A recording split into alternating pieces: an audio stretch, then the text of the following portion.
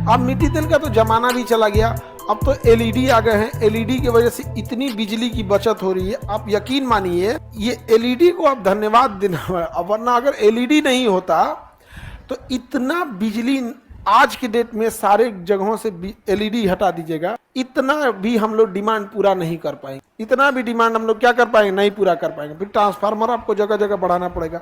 ऐसे समझो बाबू, आपका एक 10 ठो बल्ब जितना 11 एलईडी बल्ब जितना में जलता है, 9 वाट का 11 एलईडी बल्ब जलेगा कितना, 99 वाट में।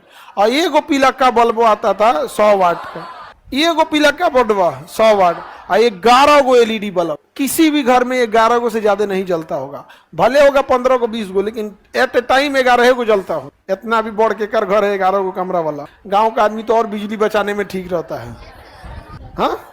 हाँ 2-4 रहता होगा।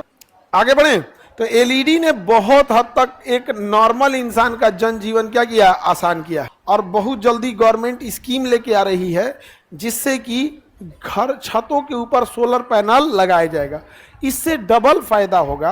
अगर छत के ऊपर सोलर पैनल लगा दिया जाए तो उसको छत पे बैठने में भी दिक्कत नहीं होगा, एक तरह का शेड मिल गया गर्मी के दिन में।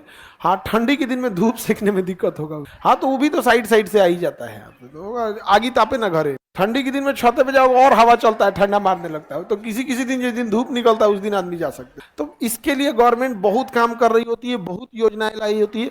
गवर्नमेंट के सामने सबसे बड़ी समस्या क्या होती है, आप गौर करके देखेंगे ना तो लगेगा कि हर इंसान चाहता है गरीबी, अनएम्प्लॉयमेंट दूर करना।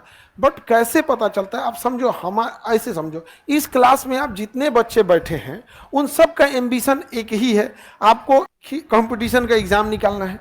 लेकिन कल्पना करो इसी बैच में हम 200 नीट के बच्चों को बैठा दें, कुछ आईआईटी के लिए जेई के बच्चों को बैठा दे, कुछ सीए के बच्चों को बैठा दे, बैंकिंग का 2 को बैठा देते हैं, एलएलबी के लिए क्लैट के 2-4 बच्चों को बैठा दे, अलग अलग 5 को मैट्रिक वाला बैठा दे, कुछ इंटर वाला बैठा दे। अब बताओ, अब हम पढ़ाएंगे तो क्या हाल होगा।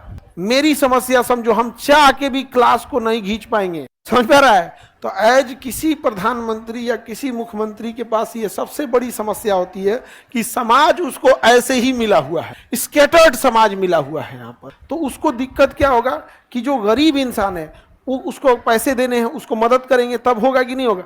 अब उसको मदद कहाँ से करेंगे, तो अमीर से क्या लेंगे, टैक्स। अमीर से क्या लेंगे, टैक्स। उसका कहना है हमसे टैक्स वाली, हमको क्या